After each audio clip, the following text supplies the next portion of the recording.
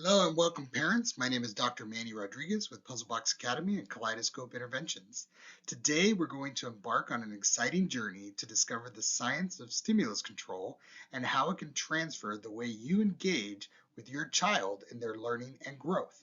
I want you to say goodbye to chaos and hello to a world of effective communication and positive reinforcement. Let's go ahead and get started. There are three learning objectives for us today. The first is, what is stimulus control? The second is, what do we mean by transfer of stimulus control? And the third is, what are two fun activities to apply stimulus control? So I want you to, first let's talk about what is stimulus control. I want you to imagine stimulus control as a magical remote control for your child's behavior. It's like having the power to turn up the volume on the good stuff and hit pause on the not so great moments.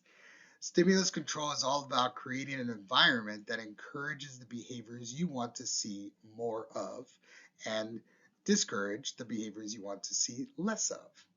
So I want you to picture your child doing their homework in a well lit, organized workspace with their favorite study music playing softly in the background. This controlled environment sets the stage for focused learning, doesn't it? I want you to think about that and ask yourself the question of, how often are you fighting about homework or having a restless child doing their homework? What about the idea that the homework is hard to do and they haven't built that momentum of doing easy homework first and getting to the harder homework after? Or maybe we're just too busy as parents and they're just struggling quietly.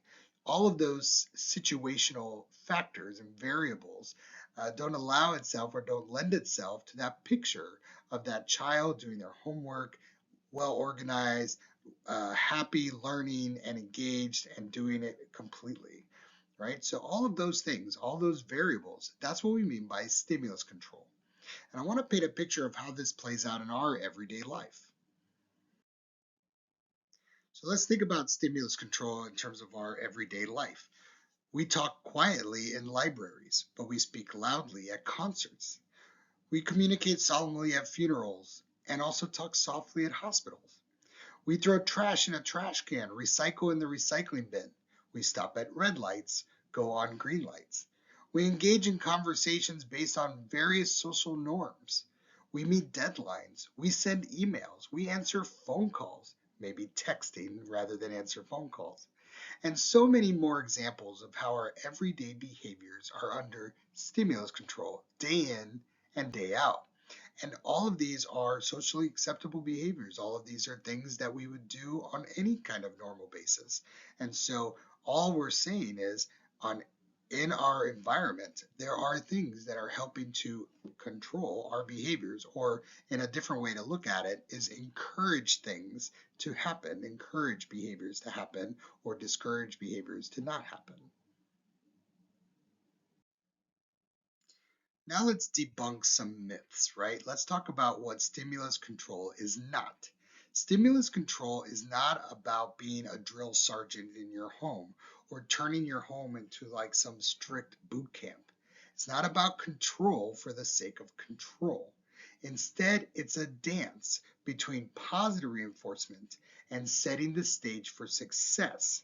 So, for example, instead of saying, you must finish your vegetable because I said so, say something like, when you finish your veggies, you'll get a star on your chart.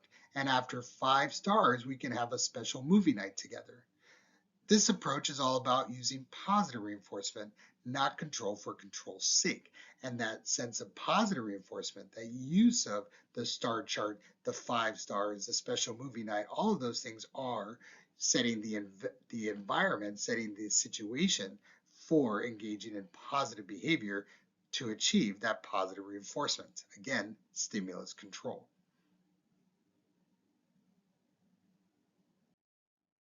So again, it's just to re-emphasize, right, that most of us respond pretty well when it comes to positive reinforcement. This is true for our children. This is true for us as parents. I don't know about you, but I like some positive reinforcement, some acknowledgement of things that I do as a parent from my kids and my wife and my family. So positive reinforcement goes a long way. But additionally, we also see how powerful it is at the workplace, right? Some positive recognition goes a long way when the boss is in the hallway, right? Or when the boss is nearby. Versus if we see the boss, are we cowering? Are we avoiding something? Are we just walking the other direction? All of those situational factors are all stimulus control. And so if we're in an environment that's encouraging us to do the right things, that's good stimulus control for the right behaviors. So now let's talk about transfer of stimulus control.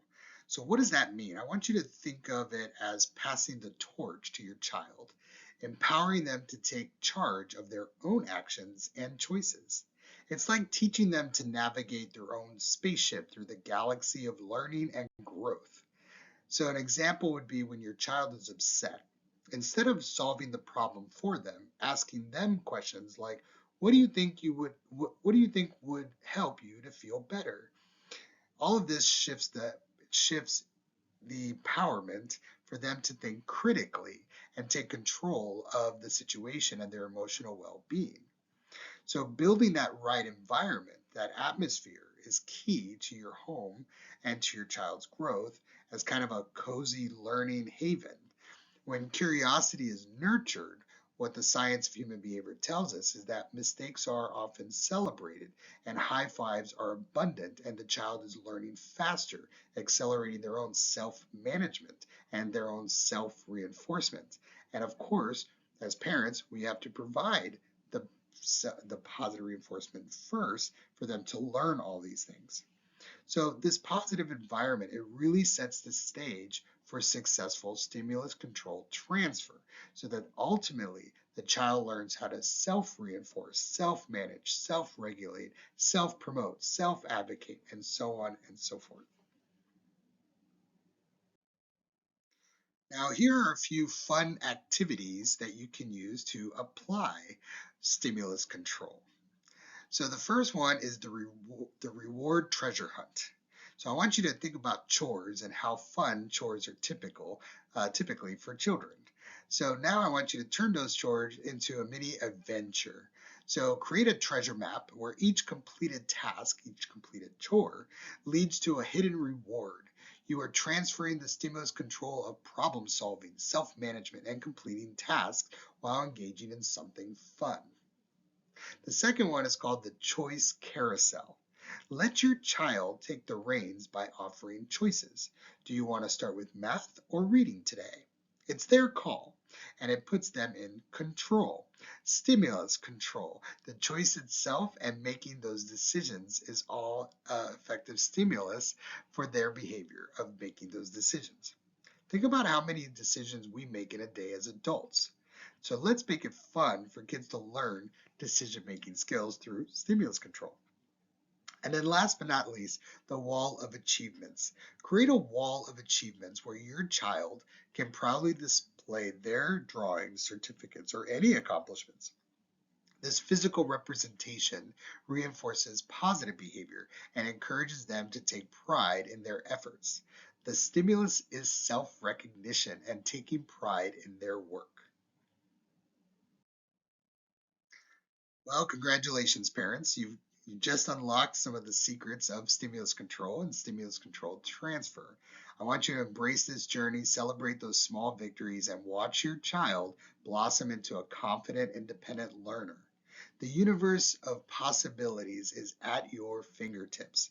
And just remember, learning is a lifelong adventure, and every child learns differently. They're, as Miss Pam would say, they're vibrating to their own rhythm in life. So remember, learning is a lifelong adventure, and with the power of stimulus control, you and your child can be ready for such an epic ride. So these are three questions we wanted to pose to you. So feel free to answer those questions, and you can send them via email to Puzzlebox Academy Kaleidoscope Interventions. So three questions are: what is stimulus control? What do we mean by transfer of stimulus control? And what are two fun activities to apply stimulus control?